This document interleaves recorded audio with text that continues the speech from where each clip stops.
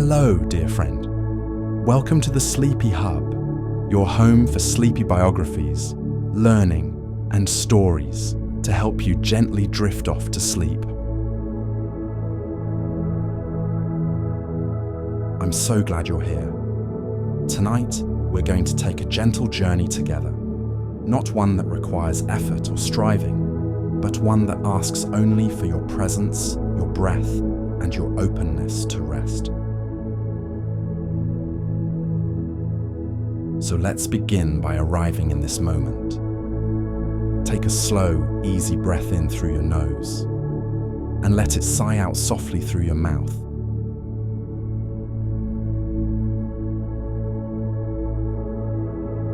Feel your shoulders loosen just a little, as if they've been carrying a weight all day, and now, at last, they can set it down.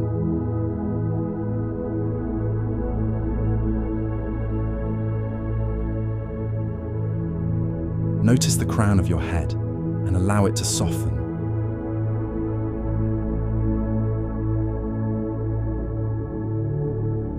Let your forehead grow smooth, your jaw unclench, your tongue rest comfortably. Feel your eyes sink back, heavy and safe, as if cradled by the night itself.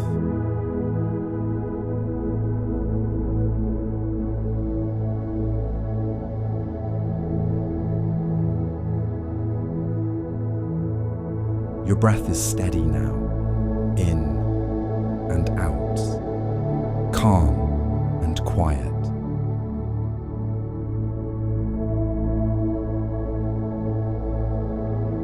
Let your awareness drift down through your neck, your chest, your arms. Feel a softness spreading through you, like warm light. Your hands relax, your fingers rest, as if they too are ready to dream.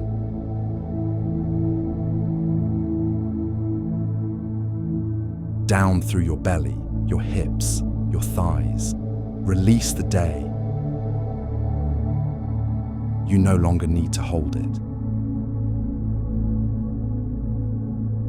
Down through your knees, calves, and feet. Every part of you deserves this peace. Every part of you is welcome here. And as you rest in this calm, I want to introduce you to someone whose life was itself a poem. A story that continues to cradle and inspire us long after her passing. Tonight, we will walk slowly, softly, through the life of Maya Angelou.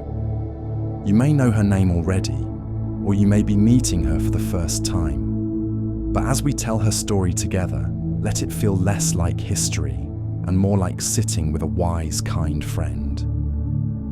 Imagine her voice, low, rich, and steady, like the earth itself speaking. Maya Angelou once said, "My mission in life is not merely to survive, but to thrive, and to do so with some passion, some compassion, some humor, and some style." And that is what we'll explore tonight. The story of a woman who carried her pain with courage, who turned silence into song, who offered the world her truth, and in doing so, gave us permission to live more bravely in our own. So let the sound of these words guide you deeper into rest. There is nothing to do, nowhere to go. Just float gently on this story. For tonight, you are safe, you are cared for, and Maya's story will be your lullaby. Chapter 1. Roots in Arkansas. Imagine yourself lying under a wide, endless southern sky.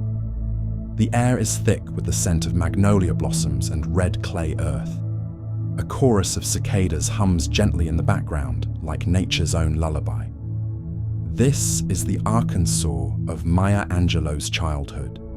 A place of deep shadows and bright light, of hardship and resilience, of stories whispered from one generation to the next. Maya Angelou was born Marguerite Annie Johnson on April 4th, 1928, in St. Louis, Missouri. But much of her early life unfolded in a small town called Stamps, Arkansas. Stamps was a quiet place where the days stretched long and the nights were filled with the songs of crickets and the far-off hoot of owls. It was here, in this little town, that Maya first learned the rhythms of language, of silence, and of survival. Her childhood was not an easy one. When Maya was just a little girl, her parents' marriage broke apart. She and her brother Bailey were sent alone by train to live with their grandmother in Stamps. Imagine two small children carrying tags around their wrists with their names written on them, traveling hundreds of miles to a place they did not yet know. The world must have felt so big, so uncertain, and yet the grandmother's home became a kind of anchor. Her grandmother, Annie Henderson, was a strong and deeply religious woman. She owned a general store in Stamps, and it was there that Maya absorbed the cadence of voices, the stories of neighbors, the rhythm of everyday life. The store was more than a place to buy flour or sugar. It was the heart of the community, a gathering place where laughter, sorrow, and resilience all mingled together. But childhood also brought a great wound. After suffering a traumatic experience at the hands of her mother's boyfriend, Maya stopped speaking altogether. For nearly 5 years, she lived in silence, believing that her words had caused harm. Imagine that. A young girl, carrying so much pain, deciding that it was safer not to speak at all. And yet, in that silence, something extraordinary began to grow. Maya turned inward and discovered the vast landscape of books and poetry. She memorized Shakespeare, Black poets like Paul Laurence Dunbar, and the words of Edgar Allan Poe. She listened, really listened, to the voices around her. She once said, "Words mean more than what is set down on paper." It takes the human voice to infuse them with deeper meaning. Even in silence, Maya was preparing her voice to be more powerful than ever. Let's pause for a moment and breathe. Picture yourself sitting on the wooden steps of that little general store in Stamps. The boards are warm under you from the afternoon sun. Across the dirt road, you see neighbors waving, carrying baskets of food, sharing stories. A child's laughter rings out, and it feels like home. This was the world that shaped young Maya. A world that could be harsh and unjust, especially for a black girl in the segregated South, but also a world rich with faith, music, and storytelling. It was here that she learned the strength of community and the resilience of the human spirit. Her brother Bailey was her closest companion. They shared secrets, dreams, and an unbreakable bond. He nicknamed her Maya, short for my sister, and from then on, Maya she became. Maya Angelou once reflected, "You may not control all the events that happen to you, but you can decide not to be reduced by them." That truth was planted early in the soil of Arkansas, in the silence that taught her how to listen deeply, and in the hardships that taught her to rise. As the sun dips below the horizon in our story, picture Maya lying in bed as a child, the summer heat pressing in, the sound of crickets filling the room. She cannot speak aloud yet, but her mind is alive with words, poems she has read, stories she has imagined, songs she has stored away in her heart. Even then, her spirit is preparing to bloom. And so, we begin here, in Stamps, in silence, in the cradle of both pain and possibility. From this small town, a young girl would rise to become one of the most beloved voices of the 20th century. Her story reminds us that even in our quietest seasons, even when we feel voiceless, something powerful is growing within us. There is no greater agony, Maya wrote, than bearing an untold story inside you. But there is also no greater joy than finally sharing it. Chapter 2. A voice returns. The silence lasted nearly 5 years.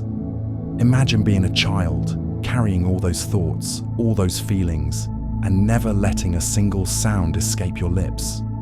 For Maya Angelou, this silence wasn't empty. It was full of reading, listening, imagining, and quietly storing away treasures of language that would one day pour out of her like a river. She later explained, "I thought my voice killed a man, and so it killed me. I killed my voice. And then I listened, I read, I memorized, and eventually I could speak again." In her grandmother's home, Maya found comfort in books. She read anything she could get her hands on. Black poets like James Weldon Johnson and Paul Laurence Dunbar, the great works of Shakespeare, Dickens, Poe, and even ancient fables. She didn't just read them, she inhaled them. She would memorize long passages and recite them silently in her mind, savoring the way each word fit with the next. It was as though language itself became her companion, her secret music. Words wrapped around her like a quilt, keeping her safe and giving her strength. One day, a teacher named Bertha Flowers changed everything. Mrs. Flowers was elegant and wise, and she saw something in Maya that others overlooked. One afternoon, she handed Maya a book of poetry and said, "You do not love poetry, not until you speak it.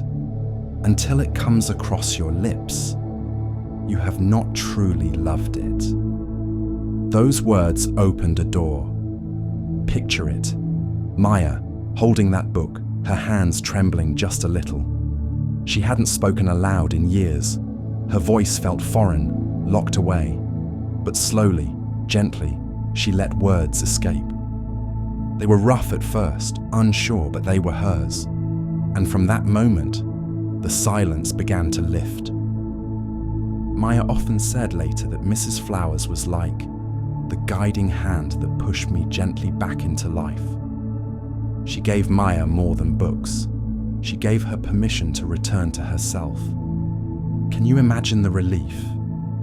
After so many years of silence, to feel the vibration of your own voice in your chest again, to know that your words could exist in the world and not cause harm, but bring beauty. Her voice, once buried, became the most powerful part of her. Let's pause and take a breath together. Close your eyes and imagine that you too are holding a favorite poem in your hands. Maybe it's something you read as a child, or maybe it's just a word that makes you feel safe. Whisper it softly to yourself. Notice how it feels in your throat, in your chest. That's the same kind of awakening young Maya felt when she began to speak again. With her voice restored, Maya began to explore more ways of expressing herself. She recited poetry, sang, and later discovered the beauty of dance. But more than anything, she began to understand that words had power. To heal, to connect, to liberate. She once said, "Words are things. You must be careful about calling people out of their names, using racial pejoratives and sexual pejoratives and all that ignorance. Words are things. Someday, we'll be able to measure the power of words. They get on the walls, they get in your wallpaper, they get in your rugs, in your upholstery, and your clothes, and finally, into you." To Maya, words were never just sounds. They were living, breathing things that could change the very shape of the world. As she grew, her world began to widen beyond stamps. She left for California as a teenager, but she always carried with her the lessons of those silent years. that listening can be just as powerful as speaking, that silence can be a teacher, and that once your voice is reclaimed, it can never again be taken away. Imagine Maya at this stage, a teenager now, tall, graceful, already carrying the presence that would one day fill concert halls and lecture stages. Her voice was no longer hidden. It was steady, deep, melodic, the kind of voice that made people stop and listen, not because she demanded it, but because she embodied it. She once said, "There is nothing so pitiful as a young cynic, because he has gone from knowing nothing to believing nothing."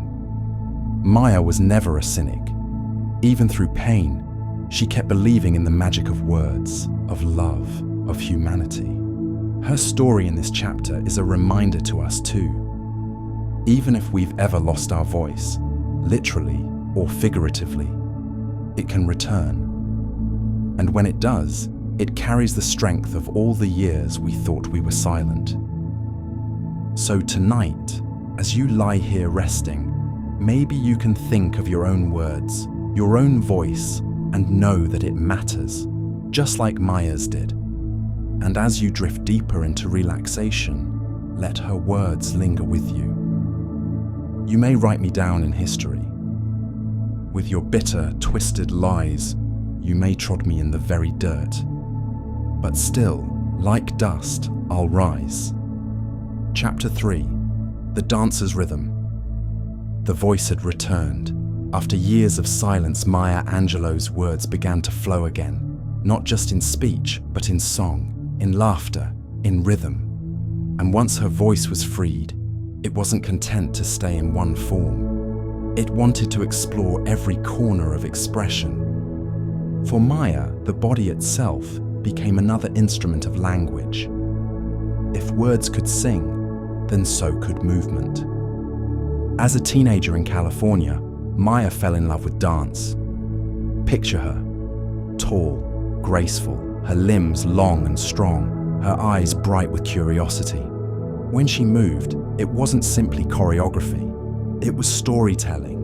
Her body could speak without words, telling tales of joy, sorrow, strength, and resilience. She once said, "Everything in the universe has rhythm. Everything dances," and she believed it. The sway of trees in the wind, the crash of waves against the shore, the beating of a heart, all of it was a kind of dance, and she wanted to join it. Maya studied African dance, modern dance, and later performed calypso and Caribbean styles. She was a natural on stage, her presence commanding, magnetic. People couldn't take their eyes off her. Her movements seemed to carry the same richness as her voice. Deep, soulful, unforgettable. She performed in nightclubs, theatres, and even toured internationally. Imagine her under the spotlight, music filling the air, her body moving in perfect rhythm, her face alive with expression. She was no longer the quiet girl from Stamps, Arkansas. She was Maya Angelou, a performer who carried the weight of history and the lightness of joy all at once. Her dancing wasn't just entertainment, it was a declaration. At a time when black artists often struggled for recognition, Maya claimed the stage with pride. Her performances celebrated black culture, heritage, and rhythm. She wove history and freedom into her movements, reminding audiences that art could be resistance, and resistance could be beautiful. She later said, "You can't use up creativity. The more you use, the more you have." Dancing was one way she proved that truth. Let's pause together just for a breath. Close your eyes and imagine Maya dancing. Hear the drums in the background, deep, steady, like a heartbeat. See her body moving, graceful and strong. Every step tells a story. Every spin is a verse. Every sway of her arms is a chorus. And as you picture her, let yourself feel your own inner rhythm. The rise and fall of your breath. The gentle beat of your heart. the way your chest lifts as you inhale and softens as you exhale. Even here, lying in rest, your body is dancing in its own quiet way. Maya's dance career took her across the world. She traveled to Ghana, where she immersed herself in African culture and history. She performed in productions that celebrated Black identity, reclaiming stories that had long been silenced. She wasn't just an entertainer, she was a cultural ambassador, a bridge between continents. And with every step, she grew more confident in her artistry. She learned that art had no boundaries. If she wanted to sing, she would sing. If she wanted to act, she would act. If she wanted to dance, she would dance. She refused to be contained by labels. She once reflected, "If you're always trying to be normal, you will never know how amazing you can be." This period of her life was full of joy, but also full of growth. She was learning discipline, learning how to practice, how to prepare, how to give her whole self to an audience. She was shaping the resilience that would later carry her through writing books, giving speeches, and mentoring others. But even more than that, she was learning freedom. Dancing gave her a sense of release, a way to shed pain and claim joy. It allowed her to express what words could not always capture. Imagine her again, now on a stage in a faraway country, the lights warm against her skin, the crowd leaning forward in awe. She is moving with a rhythm that feels both ancient and new, as though her ancestors are dancing through her. The audience claps, cheers, and yet she is in her own world, a world of rhythm, of freedom, of pure expression. For Maya, the stage was not just a place of performance, it was a place of transformation. Her story here reminds us of something gentle, that our bodies too can be storytellers. Even when we are resting, even when we are lying still, we carry rhythm inside us. The dance of breath, the pulse of blood, the hum of life itself. And so, as you relax deeper into your pillow, know that you are also a dancer in the grand rhythm of the universe. Every inhale, every exhale is part of the music. Maya Angelou's journey into dance would not be her final artistic path, but it was a powerful chapter, one that taught her to embody her truth, to celebrate her culture, and to express freedom through movement. She would later say, "Life is not measured by the number of breaths we take, but by the moments that take our breath away." Dancing gave her many of those moments, and in turn, she gave them to the world. And so, this chapter closes with the image of Maya twirling beneath a spotlight, radiant, free, alive with rhythm. A woman who had once been silent now told entire stories with her body, and little did she know, even greater stages awaited her. Chapter 4, Motherhood and Resilience. The stage lights faded, the music slowed, and Maya Angelou stepped into another role, one not performed before an audience, but lived every day with tenderness and courage. At just 16 years old, Maya became a mother. Her son, Guy Johnson, was born into her arms, and in that moment, her life shifted forever. She later said, "The love of my life is my son. Every day he's my everything." Imagine her, still so young herself, holding a tiny baby against her chest. The world outside was uncertain, complicated, and often harsh, but here, in this small circle of love, she found a new kind of purpose. Motherhood, for Maya, was both challenge and blessing. She faced it without wealth, without stability, but with unshakable devotion.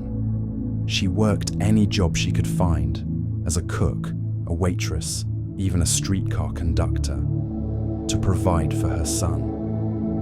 She was determined to give him what every child deserves, safety, care, and a future. Raising a child so young might have felt overwhelming, but Maya approached it with resilience. She carried with her the lessons of her grandmother's strength, the discipline of her years in performance, and the fierce belief that love could overcome any barrier. She once wrote, "Love recognizes no barriers. It jumps hurdles, leaps fences, penetrates walls to arrive at its destination full of hope." That was how she loved her son, with hope, with determination, with a heart that refused to quit. Let's pause here together. Take a slow breath in and out. Picture yourself in a quiet room, a child breathing softly nearby, the night wrapping you both in safety. That's the feeling Maya must have carried, the hush of nighttime, the sacred duty of keeping another soul safe. Motherhood was not the end of Maya's artistry. In many ways, it fueled it. She danced, she sang, she wrote, but always with Guy in her mind and heart. Her career choices, her travels, her risks, they were all guided by her desire to create a better life for him. At times, this meant separation. When she toured as a dancer, when she traveled to Africa, there were moments when Guy was not physically at her side. But their bond was unbreakable. She would write to him, call him, keep him close in spirit. And when they were together, she poured her whole self into their time. She later explained, "Making a decision to have a child is momentous. It is to decide forever to have your heart go walking around outside your body." For Maya, that heart was Guy. Her resilience as a mother also mirrored her resilience as a woman. She faced racism, poverty, and countless obstacles, but she never gave up. Each challenge became fuel for her determination. Each setback became a stepping stone toward greater strength. She believed deeply that children were sacred, and she treated her son not just as someone to protect, but as someone to learn from. She once reflected, "It is time for parents to teach young people early on that in diversity there is beauty and there is strength." She taught Guy this lesson by living it herself, surrounding him with people of all cultures, embracing life's differences with joy rather than fear.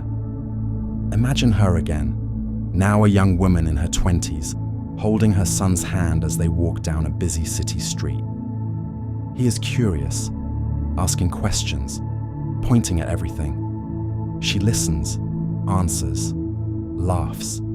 She has no manual for motherhood, no certainty about the future, but she has love, and she has resilience, and those, she knows, are enough. Motherhood also deepened Maya's understanding of humanity. It showed her how vulnerable life is, how precious every moment becomes when you see the world through your child's eyes. It made her even more compassionate, more protective, more determined to use her voice for change. Because of Guy, she understood what it meant to fight for justice, for dignity, for opportunity. She wanted the world to be kinder, not just for herself, but for him, and for every child. Her story in this chapter whispers something tender to us too. That love, when rooted deeply, gives us courage we never knew we had. That even in our hardest seasons, caring for another can awaken a strength that surprises us. Maya's motherhood was not perfect, not without hardship, but it was rich in devotion. And in that devotion, she discovered a new dimension of her own resilience. She would later say, "My son is the best thing that ever happened to me. He gave me the courage I never had." As you lie here tonight, perhaps you can feel that same kind of love, whether for a child, a friend, a partner, or even for yourself. Love that pushes you to keep going. Love that reminds you of your own strength. Because, like Maya, you carry resilience inside you. It may not always roar. Sometimes it whispers, like a soft lullaby in the dark. But it is always there. So this chapter closes with an image. Maya Angelou, still young, holding her baby close. The night is quiet around them, and the world for a moment is gentle. In her heart, she knows she will face struggles, but she also knows this. She has love, she has resilience, and she has her son. And that is enough to carry her forward. Chapter 5. The Activist's Journey. By the time Maya Angelou reached her 30s, she'd already lived a life full of movement and music. She danced across continents, sung in clubs, acted on stage, and raised her son with unshakable love. But her spirit was too vast to be contained by art alone. The world was calling for change. And Maya answered. It was the 1960s. In the United States, the civil rights movement was rising, carried by the voices of leaders like Dr. Martin Luther King Jr. and Malcolm X. Across the ocean, in Africa, nations were fighting for independence and dignity. Everywhere, people were demanding freedom, and Maya Angelou, with her powerful voice and fearless presence, stepped into the center of it. She once said, "I have learned that people will forget what you said. People will forget what you did, but people will never forget how you made them feel." That was the essence of her activism. She didn't just speak about justice, she made people feel its urgency. In 1961, Maya moved to Ghana with her son, Guy. Imagine the air, warm, rich with spices, the sound of drums and laughter echoing through the streets of Accra. She felt at home there, surrounded by a community of African and African American thinkers, artists and leaders. In Ghana, she became close friends with Kwame Nkrumah, the country's first president, and worked alongside activists who dreamed of a liberated Africa. She also met and befriended the legendary writer W.E.B. Du Bois and the revolutionary leader Malcolm X. She lived history not as a bystander, but as a participant. She joined groups, wrote articles, and used her artistry to amplify the cry for justice. She understood that art and activism were not separate. They were both acts of truth-telling. When she returned to the United States, she joined the struggle for civil rights more directly. Dr. Martin Luther King Jr. invited her to work with him at the Southern Christian Leadership Conference, an organization devoted to equality and justice. Picture her in a meeting room, her deep voice carrying across the table, her presence commanding attention. She organized, spoke, and sang, her artistry merging seamlessly with her activism. But even as she fought for change, she never lost her warmth. She believed activism should not only confront injustice, but also inspire hope. She often reminded people, "We may encounter many defeats, but we must not be defeated." Let's pause here. Take a deep breath in and out. Imagine yourself standing in a crowd during a march in the 1960s. The sun is hot on your shoulders, the sound of footsteps steady on the pavement. Signs rise above the heads of marchers, words of freedom painted in bold letters. And through the noise, a song begins. Voices lifting together, strong and sure. That's the energy Maya carried with her. A song for freedom, steady and unbreakable. Later, with Malcolm X, Maya helped plan the organization of Afro-American unity, modeled after African liberation movements. Though Malcolm's assassination in 1965 cut short those efforts, Maya carried his vision forward in her work. She learned something vital from these years, that activism is not only about changing laws, but about changing hearts. She once said, "We are more alike, my friends, than we are unalike." Those words became her banner, her reminder that beneath race, gender, and culture, there was a common humanity waiting to be recognized. Her activism wasn't always in the headlines. Often, it was in the quiet moments, mentoring young artists, encouraging writers, lifting up women whose voices had been silenced. She believed that every act of love, every act of courage, was a form of resistance. And she carried that same spirit into her poetry. Her words became a rallying cry, a balm for the wounded, a spark for the weary. She wrote not from anger, but from a deep well of love for her people and for humanity. She told us, "Prejudice is a burden that confuses the past, threatens the future, and renders the present inaccessible." Her activism was about lifting that burden, so people could live free in every moment. Picture her now, standing before a group of young students, her voice calm but powerful. She is telling them about courage, about dignity, about love. Her eyes are bright, her posture tall. She is not just teaching history, she is embodying it. Maya Angelou's activist years remind us that the fight for justice is not always loud. Sometimes it is in the quiet work, the daily choice to stand for truth, the courage to keep moving forward even when the road is hard. And as you rest here tonight, maybe you can feel that same strength inside yourself, a reminder that you too are part of a greater story, one where love and courage can ripple outward and touch the world. She once wrote, "History, despite its wrenching pain, cannot be unlived, but if faced with courage, need not be lived again." That was her gift to the movement, the courage to face the pain of history and the determination to create something new. So this chapter closes with an image. Maya Angelou, standing tall in a crowd of voices, her presence radiant. She is not just an artist, not just an activist, not just a mother. She is all of these at once, a woman carrying the weight of history and yet offering hope as soft and steady as a lullaby. And little did she know, soon her own story, her very life, would become a book that would change the world. Chapter 6. I Know Why the Caged Bird Sings.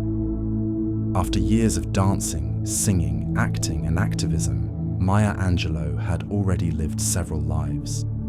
Yet there was still a story inside her waiting to be told. A story so personal, so raw, and so necessary that once it came forth, it would change the landscape of literature forever. That story became her first memoir, I Know Why the Caged Bird Sings. The book begins with her childhood, the train ride to Stamps, Arkansas, the silence she carried, the pain she endured, and the resilience she discovered. Maya had always known that silence shaped her. Now, she was ready to turn that silence into a song others could hear. She once said, "There is no greater agony than bearing an untold story inside you." Writing her memoir was a way of releasing that agony, and in doing so, she gave countless readers permission to tell their own stories. Imagine Maya at her desk, pen in hand, sunlight pouring through the window. The page before her is blank, but her mind is overflowing. She begins to write, not as a distant historian, not as an abstract poet, but as a woman telling her own truth. Her sentences are simple, clear, but filled with power. She writes about being a young black girl in America, about racism, trauma, resilience, and love. She does not flinch. She does not hide. She writes with honesty so bold that it takes your breath away. When I Know Why the Caged Bird Sings was published in 1969, it was revolutionary. Few books had ever spoken so openly about the experiences of black women, about childhood trauma, about survival through dignity and self-love. It startled some readers, but it healed and inspired many more. The book became a phenomenon. It was nominated for a National Book Award. Schools and universities assigned it. Readers passed it hand to hand, whispering, "You have to read this." And through it all, Maya's voice rang clear, strong, unshakable, unforgettable. She titled it after a line from poet Paul Laurence Dunbar. The caged bird sings with a fearful trill of things unknown but longed for still, and his tune is heard on the distant hill, for the caged bird sings of freedom. Maya herself was that caged bird, silenced by trauma, confined by racism and sexism, but still singing, still longing for freedom. By writing her story, she opened the cage not just for herself, but for so many others. Let's pause for a breath together. Close your eyes, inhale gently, and as you exhale, imagine a bird in flight.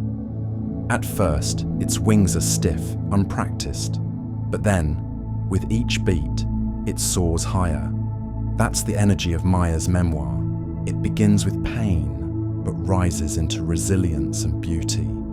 Some schools banned the book, claiming it was too raw, too honest. But Maya never apologized. She believed deeply in truth-telling. She once explained, "Courage is the most important of all the virtues, because without courage, you can't practice any other virtue consistently." Writing her life took immense courage, and through her example, she showed readers that telling the truth about themselves could be an act of liberation. For young black girls especially, her memoir was a mirror. It told them that their voices mattered, their experiences mattered, their dreams mattered. For others, it was a window, a chance to see a life they might never have imagined, and in doing so, to expand their own understanding of humanity. The book was not just autobiography, it was testimony, it was poetry, it was survival turned into art. Maya would go on to write 6 more memoirs, but I Know Why the Caged Bird Sings remained the cornerstone. It was the moment her voice shifted from performance and activism into a permanent legacy on the page. She once said, "We write for the same reason that we walk, talk, climb mountains, or swim the oceans, because we can. We have some impulse within us that makes us want to explain ourselves to other human beings." Her impulse created a book that explained not just herself, but an entire generation's struggles and hopes. Imagine her now, after the book's publication. She is standing at a podium, reading to an audience. The room is silent, every ear leaning in. Her voice, that deep, resonant voice, fills the air, steady, lyrical, impossible to ignore. Some listeners weep, some nod, some sit stunned. All are changed. Her story, once locked inside her, now belongs to the world. This chapter in Maya's life reminds us of something gentle and profound, that our stories matter, even the ones we are afraid to tell, especially those. When we release them, we make space for healing, not only for ourselves, but for others who carry similar burdens. As you rest tonight, perhaps you too have a story within you. You may not be ready to share it yet. That's okay. But know that your voice, like Maya's, has power. And when the time is right, it will rise. She reminded us always, a bird doesn't sing because it has an answer. It sings because it has a song. Maya had found her song, and the world would never be the same. So this chapter closes with an image. A bird in a cage, wings trembling. It begins to sing, softly at first, then louder, filling the air with a sound that cannot be ignored. And with every note, the bars of the cage seem to dissolve, until at last, the bird takes flight. That bird was Maya, and through her we all learned how to fly a little higher. Chapter 7. Poetry for the people. By the late 1970s and into the 1980s, Maya Angelou's voice had already reshaped literature. Yet, it wasn't only on the page that she touched lives. It was in the air itself. It was in the way she spoke, the way her words moved like music. She believed poetry wasn't meant to sit still between covers. It was meant to be lived, to be spoken, to be given like a gift to the people. Poetry puts starch in your backbone so you can stand, so you can compose your life, she said. And that was exactly how she treated it. As a tool, as a medicine, as something to help people stand taller in a world that sometimes tried to bend them low. Her readings became legendary. Imagine her stepping onto a stage, tall, regal, her eyes alive with light. She takes a breath, and then she begins. Her voice is deep, rich, rolling like thunder and warm like honey. She doesn't just recite a poem, she becomes it. Her pauses are as powerful as her words. Her rhythm is like a heartbeat, steady and alive. Audiences sat entranced, their breaths caught. Some leaned forward, drawn in by her strength. Others closed their eyes, letting the sound wash over them like a lullaby. It was never just performance, it was communion. Perhaps her most famous moment came on January 20th, 1993. The sun was bright in Washington, D.C., the air filled with anticipation as President Bill Clinton prepared to take office. And then, Maya Angelou stepped to the podium. She looked out at the crowd. Millions watching in person, millions more on television. And she began to read her poem, On the Pulse of Morning. Her words soared, here on the pulse of this new day. You may have the grace to look up and out, and into your sister's eyes, and into your brother's face, your country, and say simply, very simply, with hope, good morning. The crowd fell silent, captivated. For a moment, the nation breathed as one. That day, Maya Angelou's voice wasn't just hers. It belonged to America. It belonged to the world. Let's pause here. Take a deep breath in and out. Imagine her voice in your ear, slow, steady, resonant. Imagine each word settling into your body like seeds planted in fertile soil. That's what her poetry did. It didn't just live in your mind, it sank into your heart. But Maya's poetry didn't belong only to grand stages or formal events. It belonged to the everyday. She wrote for children. She read in classrooms. She recorded albums of spoken word. She wanted her work to reach everyone. The tired mother on a bus, the young student searching for hope, the elder remembering the past. She once said, "We write to taste life twice, in the moment and in retrospect." Her poems gave people that second taste, a chance to pause, reflect, and find meaning. One of her most beloved poems is Phenomenal Woman. She wrote it to celebrate the beauty and power of women everywhere, not because of appearance, but because of presence. She declared, "It's the fire in my eyes and the flash of my teeth, the swing in my waist and the joy in my feet. I'm a woman, phenomenally. Phenomenal woman, that's me." Imagine being in the audience as she recites this, her chin lifted, her smile wide, her body swaying with pride. You would leave taller, prouder, reminded of your own magnificence. Her poetry became a bridge. It crossed boundaries of race, gender, and nationality. It invited people into a space where they could see themselves reflected in her words and also see each other more clearly.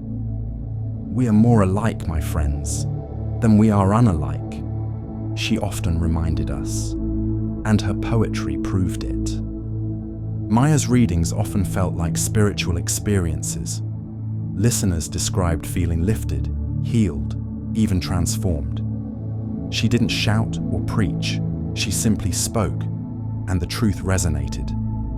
Poet James Baldwin, one of her closest friends, once said that Maya had the rare gift of making the personal universal. What she had lived through became a story that touched everyone. Picture her again, perhaps not on a grand stage this time, but in a small classroom. Children sit cross-legged on the floor, eyes wide.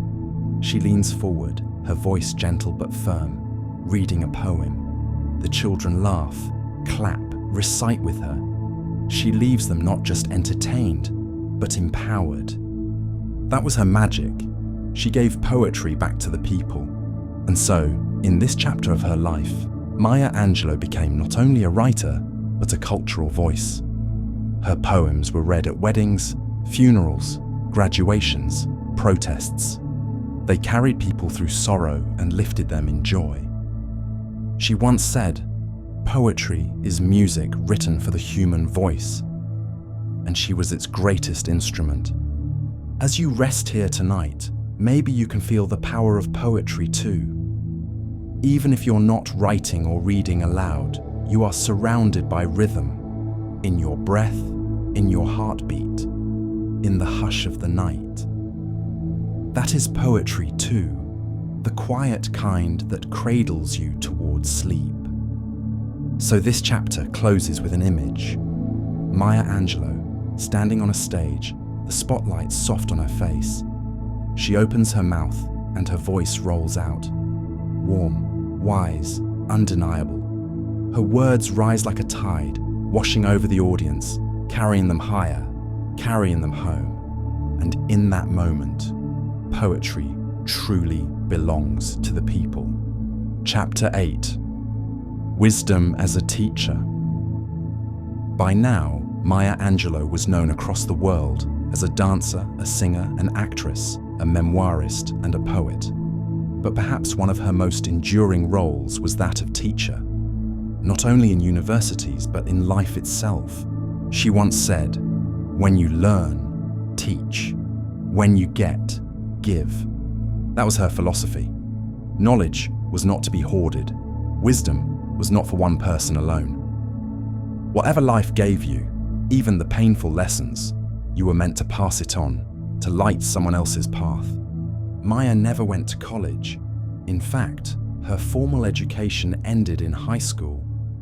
Yet, by the 1980s and 1990s, she was invited to teach at some of the most respected universities in America. She became a professor of American Studies at Wake Forest University in North Carolina. Imagine her walking into the classroom, tall, regal, wrapped in colorful fabric, her presence filling the space before she even spoke. Students sat straighter, wide-eyed. They knew this was no ordinary teacher. When she began to speak, her voice carried not only information, but life itself. She didn't just lecture about literature or history.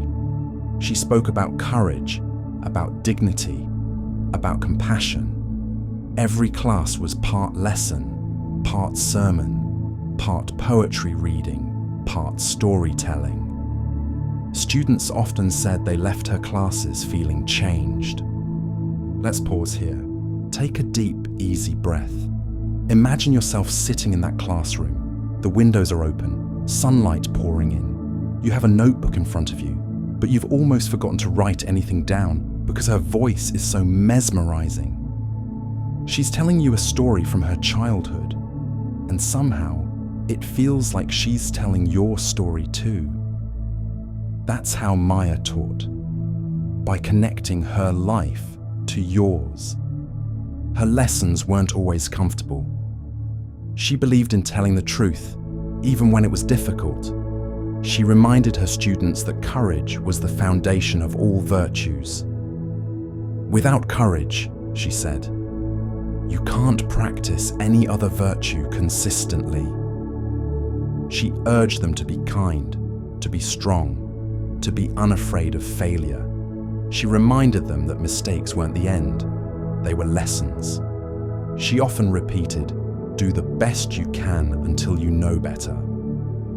Then when you know better, do better." Beyond the classroom, Maya mentored countless people, young writers, performers, activists. Many who met her for only a moment carried her words with them for life. She had a way of making people feel seen, valued, important.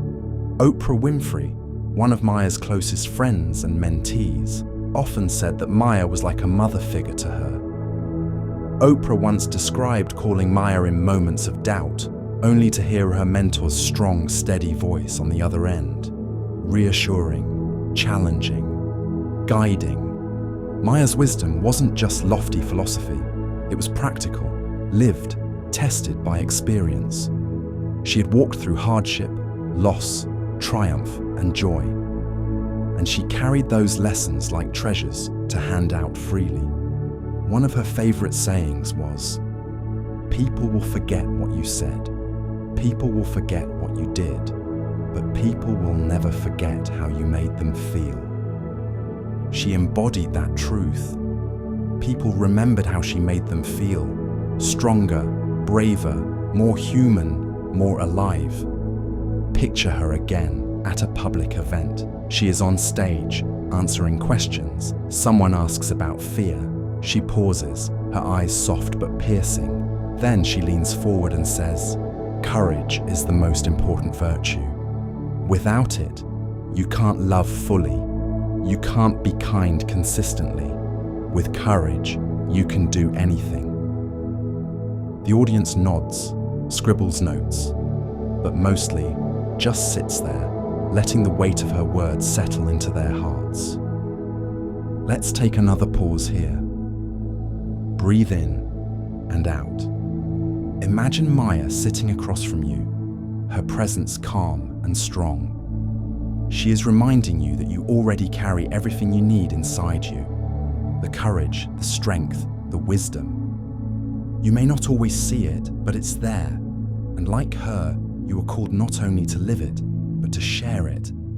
Maya's wisdom was often wrapped in humor too.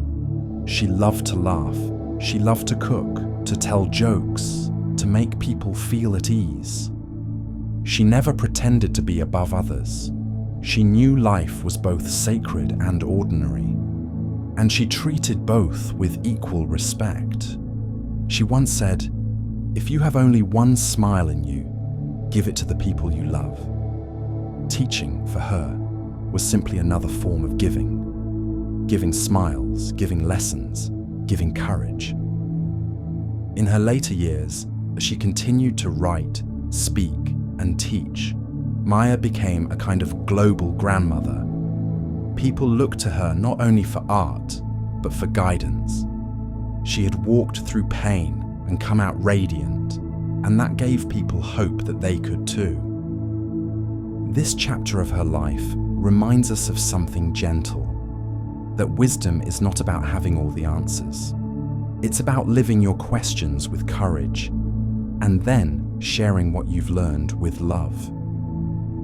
Maya Angelou lived her wisdom, and because she shared it, we are all her students, even now. So this chapter closes with an image. Maya in her Wake Forest classroom, sunlight streaming across her desk. She looks up at her students, her smile warm, her eyes kind.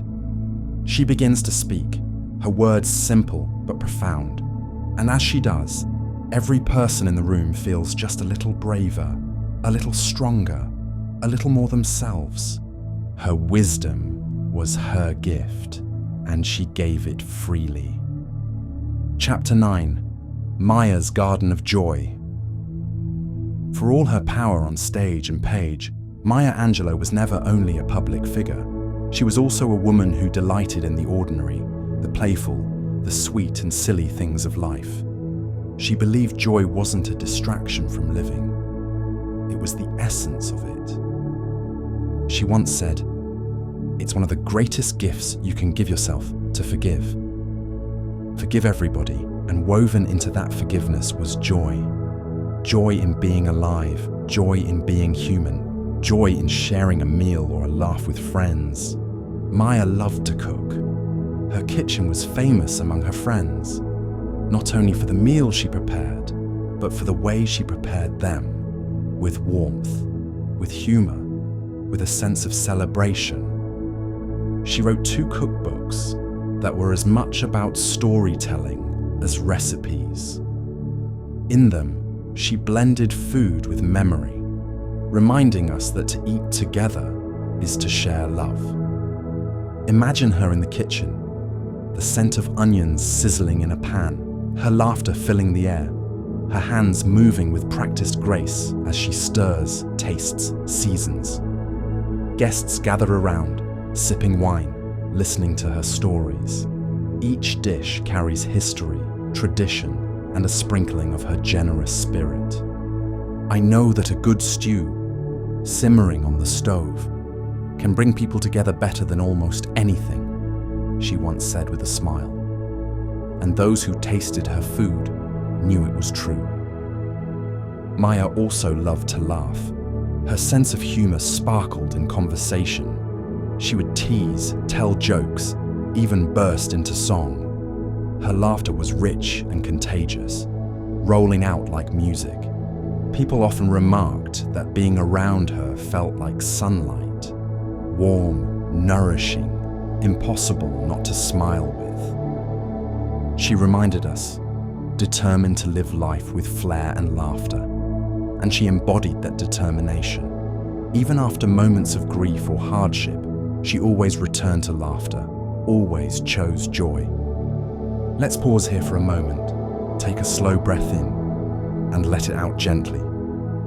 Picture yourself sitting at Maya's dining table. A plate of warm cornbread rests in front of you, steam rising. Around the table, friends are telling stories, laughter spilling into the night. You feel welcome, safe, cherished.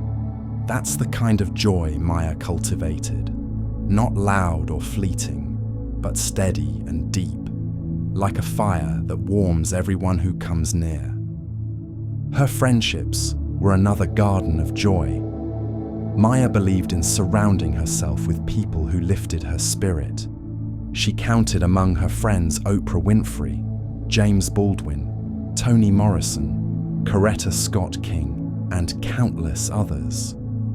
Yet she treated each with the same love and respect, whether they were world-renowned or simply a neighbor dropping by for tea. She once said, "Try to be a rainbow in someone's cloud." And in her friendships, she lived that truth. She showed up for people, listened deeply, encouraged them. She celebrated their victories and comforted them in sorrow. Maya also loved to fill her home with beauty. She adored flowers, music, and art. Her houses were full of color and life, just like her personality. She believed our surroundings mattered, that joy could bloom when we created spaces that reflected love and creativity. And she always returned to music. Even if she wasn't performing, she sang around the house, hummed while cooking, danced in the living room. For Maya, music was joy embodied. But perhaps her greatest joy came from simply being alive. She had known suffering, silence, loss, but she never let those things define her. Instead, she celebrated the gift of each day. She reflected once, "This is a wonderful day. I've never seen this one before." What a gentle, powerful way to live. To wake up and see each day as something new, something worth celebrating. Imagine her now, in her later years, sitting on a porch with a cup of tea in her hand. The sun is setting, painting the sky with gold and purple. She sighs contentedly, smiles at the quiet beauty of the evening. She doesn't need a stage or a book deal or applause. She has joy, she has love, and that is enough. This chapter of Maya's life is a reminder to us too, that joy is not something we have to chase in faraway places. It's It's here, in the everyday moments, in a shared meal, in laughter with a friend, in the scent of flowers or the sound of birds at dawn, in a smile offered freely. Maya taught us that resilience is important, yes, but so is celebration. That love is powerful, but so is laughter. That greatness is not only in achievements, but in how deeply we allow ourselves to save a life. She said, "My wish for you is that you continue to be who you are, to astonish a mean world with your acts of kindness. And in kindness, in joy, she astonished us all." So this chapter closes with an image. Maya Angelou, standing in her kitchen, apron tied, music playing softly in the background. She is stirring a pot, laughing with her guests, her eyes sparkling with light. Around her, the room glows with warmth, and you know without a doubt that you are in the presence of joy itself. Chapter 10. Legacy of Light. By the time Maya Angelou left this world in 2014, she had lived nearly 9 decades, each one brimming with art, courage, laughter, and truth. But as with all great souls, her story did not end with her passing. Her light lingers, woven into the lives of those she touched, the words she left, and the lessons she carried like gifts for humanity. She once wrote, "Nothing can dim the light which shines from within." And indeed, her light was never extinguished. It shines now in every voice that dares to speak truth, in every person who chooses kindness, in every dreamer who believes their story matters. Maya's legacy is layered and vast. She gave us literature, 7 memoirs, countless poems, essays, plays, and cookbooks. Each work reveals another facet of her life, another jewel of wisdom. She gave us art, her performances on stage and screen, her dancing, her singing, her storytelling. She gave us activism, her work for civil rights, her courage in standing against injustice. But perhaps more than anything, she gave us permission. Permission to be bold, permission to heal, permission to rise. You may encounter many defeats, but you must not be defeated, she reminded us. That call echoes still, guiding generations who face hardship and wonder if they can survive. Maya's answer is always yes. Yes, you can survive. Yes, you can thrive. Let's pause here. Take a slow, steady breath in and out. As you breathe, imagine Maya's words wrapping around you like a quilt. Strong, warm, steady. She is telling you, in that rich, unforgettable voice, you alone are enough. You have nothing to prove to anybody. Feel how those words settle deep into your chest. That is her gift to you. Maya's legacy also lives in her role as a cultural grandmother. Millions saw her as a guide, someone who could make the complicated simple, someone who could remind us of our shared humanity. When she spoke, she didn't just share ideas, she shared presence. She embodied dignity. Her friendship with Oprah Winfrey became one of the great symbols of this legacy.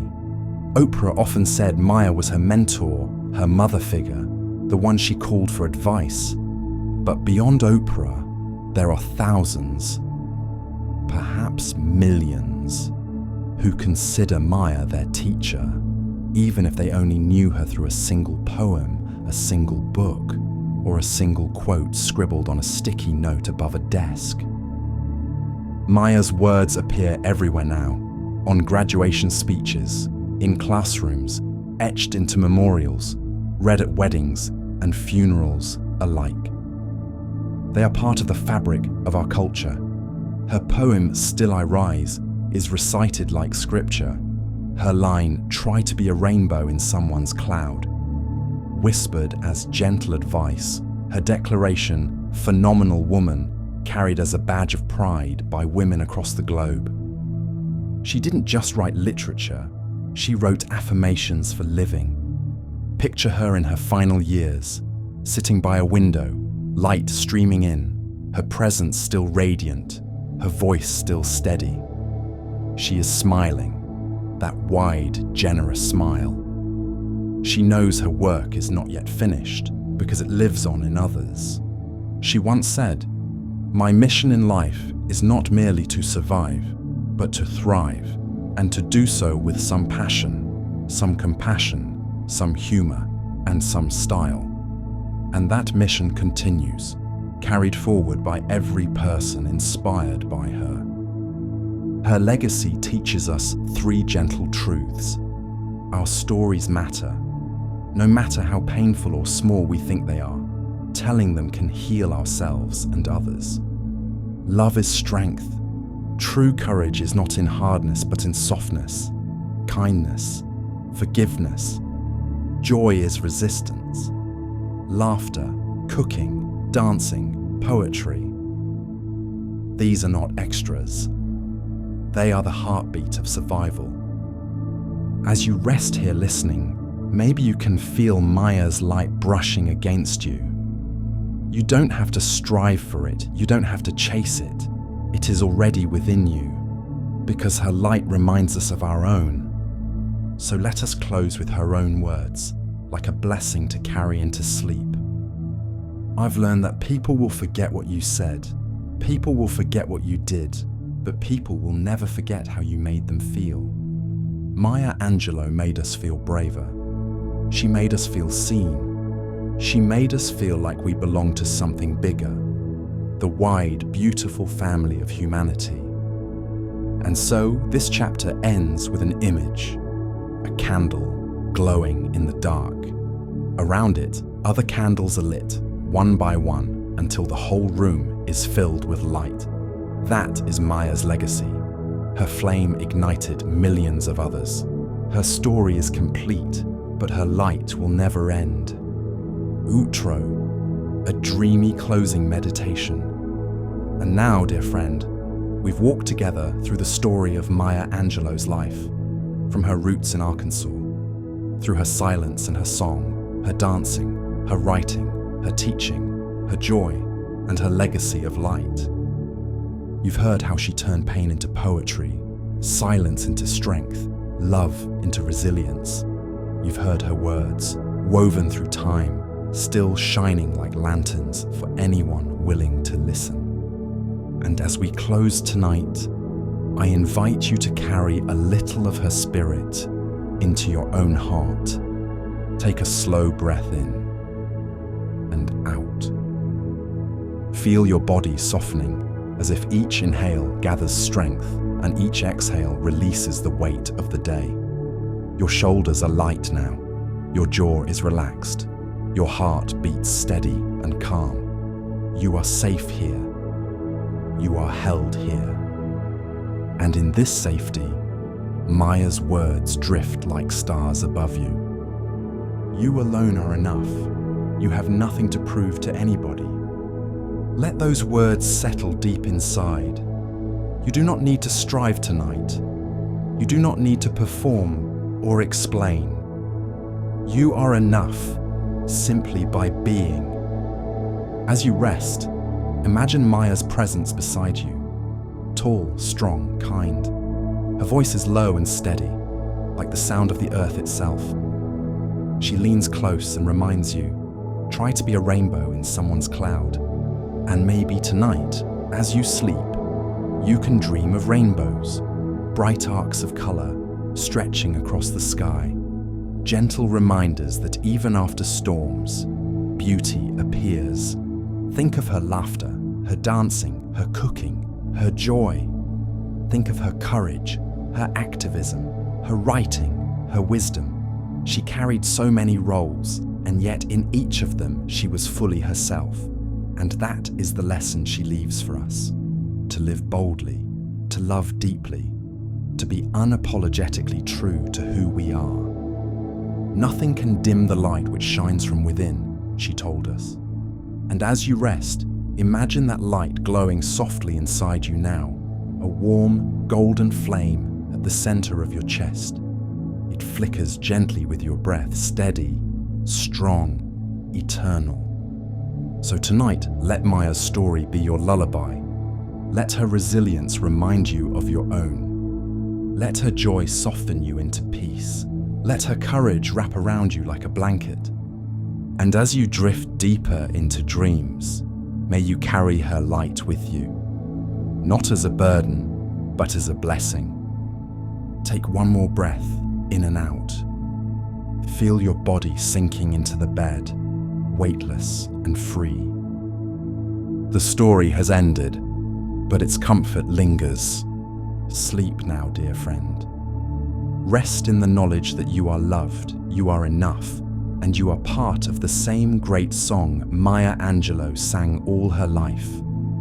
A song of courage, a song of joy, a song of light. Good night.